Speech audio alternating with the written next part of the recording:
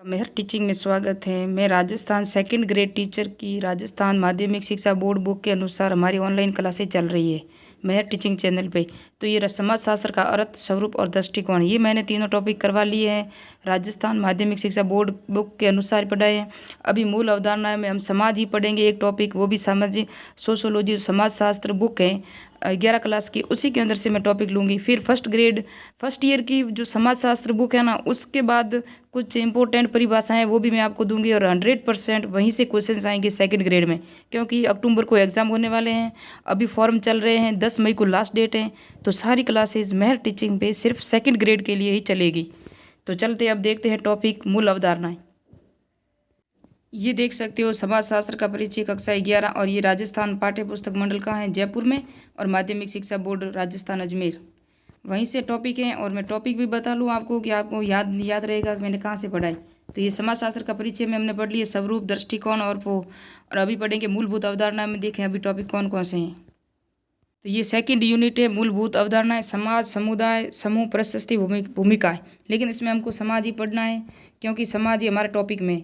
लेकिन इससे पहले मैंने जो पढ़ा था समाजशास्त्र का अर्थ, प्रकृति और दृष्टिकोण, उसके उस पार्ट के कुछ इंपॉर्टेंट क्वेश्चंस कर लेते हैं। प्रथम यूनिट वही थी, समाजशास्त्र सोशियोलॉजी 11 क्लास।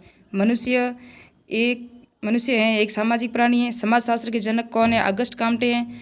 और समाजशास्त्र के जन्म के लिए प्रमुख रूप से कौन सा कारक उत्तरदायी है? तो फ्रांसीसी और औद्योगिक क्रांति। ये पहले यूनिट में हमने पढ़ा था। नगरीकरण, वैश्वीकरण इतना नहीं था जितना फ्रांसीसी और औद्योगिक क्रांति थी, और राइट इसमें। और इस भारत में समाजशास्त्र की वास्तविक शुरुआत कब से हुई थी? तो ये भी आपने हमने सबको आपने देखा था कि 1919 में वास्तविक शुरुआत हुई थी मुंबई यूनिवर्सिटी से। और समाजशास्त्र की प्रकृति कैसी है? तो ये वैज्ञानिक है, ये भी याद रखना आपके। ये सब पॉइंट मैंने पहले पढ़ा लिए, और इसके इंपॉर्टेंट क्वेश्चंस थे वो भी बताना था, इसलिए बता दिए मैंने। और कुछ ये पॉइंट है, अगर आप बोलोगे तो ये सारे जो महत्वपूर्ण पॉइंट है ना, यहाँ लिखा हुआ है सारे, देखो ये महत्वपूर्ण बिंदु। मनुष्य एक सामाजिक प्राणी है, ये देखो पूरी डिटेल लिखे हुई यहाँ कि मूलभूत परिवर्तन कब हुआ। ये सारे पार्ट का जो था, अगर आप कहो तो इस यूनिट का भी मैं डिटेल से आपको पढ़ा लूँगी। लेकिन अभी हम देखते हैं समाजशास्त्र की मूल अवधारणाओं में समाज। तो समाजशास्त्र में समाज एक क्या है? महत्वपूर्ण और प्राथमिक अवधारणा है। प्राथमिक यानी प्रथम।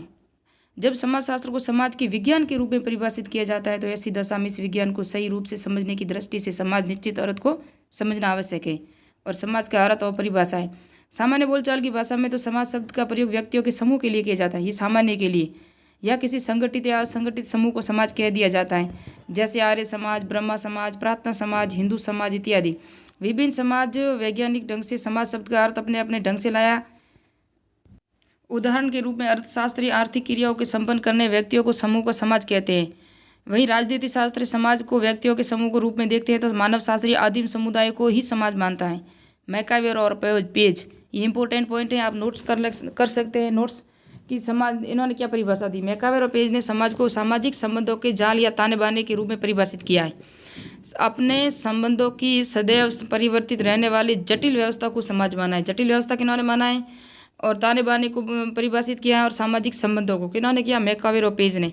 समाजशास्त्र में सामाजिक संबंध केंद्रीय अध्ययन क्या है? विषय वस्तु केंद्रीय अध्ययन वस्तु हैं। जब असंख्यक सामाजिक संबंधों का जाल अनेक रीतियों और सामाजिक मूल्यों द्वारा व्यवस्था में बदल जाता है, तो उसे समाज कहते हैं।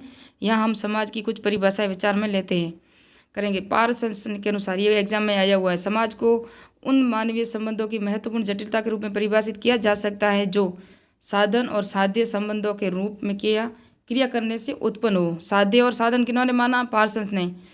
और चाहे वो यथार्थ हो या प्रतीकात्मक, पार्सन्स की इस परिभाषा से क्रिया को विशेष महत्व दिया जाता है कि किसी उद्देश्य की पूर्ति के लिए साधन के रूप में किए गए कार्य को ही क्रिया कहा गया है। ऐसी क्रिया के परिणाम स्वरूप उत्पन्न संबंधों को ही सामाजिक संबंध और सामाजिक मानवीय संबंधों को बनने वाली संपूर्ण जटिलता व व्यवस्था को समाज कहा है। पार्सन्स की परिभाषा याद रखना, मैकावेर, पेज। और तीसरा है गिडिंग्स के अनुसार समाज स्वयं क्या है? संघ है और संगठन है, औपचारिक संबंधों का योग है, जिसमें सहयोग देने वाले व्यक्ति एक दूसरे के साथ जुड़े हुए या संबंध है।